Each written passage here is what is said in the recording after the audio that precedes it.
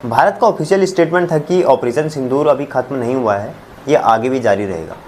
लेकिन इसके 2.5 महीने बाद ही जब एशिया कप का शेड्यूल जारी होता है तो उसमें भारत और पाकिस्तान को फिर से एक ही ग्रुप में डाल दिया जाता है।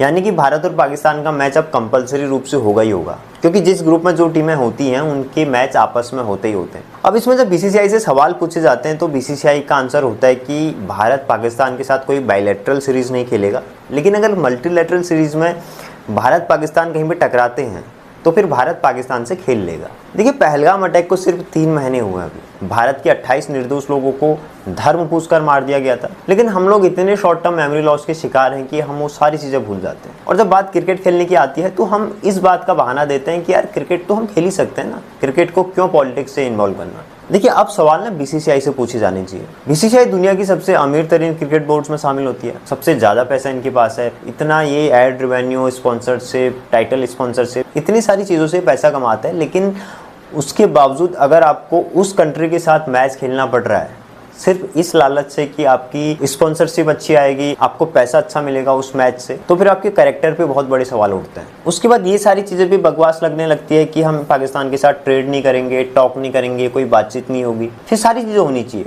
ट्रेड भी होनी चाहिए, बातचीत भी होनी चाहिए, एक दूसरे के साथ ट्रांजैक्शनल जो भी चीज़ें होती हैं, आना जाना, सब चीज़ होना चाहिए, बॉर्डर खुले रहने चाहिए। इसमें सिर्फ वो सैनिक ही क्यों मरे जो सरहद पे जाके सुबह शाम इस देश की निगरानी कर रहा है। अगर आपको क्रिकेट भी खेलनी है तो और सारी चीज़ें भी इसमें खुली रूप से चलनी चाहिए। और इसमें सवाल सरकार से भी पूछा जाना चाहिए। इसमें सिर्फ बीसीसीआई जिम्मेदार नहीं है, बल्कि भारत की वो सरकार भी जिम्मेदार है जो बीसीसीआई को ये सारी चीज़ें करने के लिए अलाउ करती है। आप क्या सोचते हैं इसके बारे में?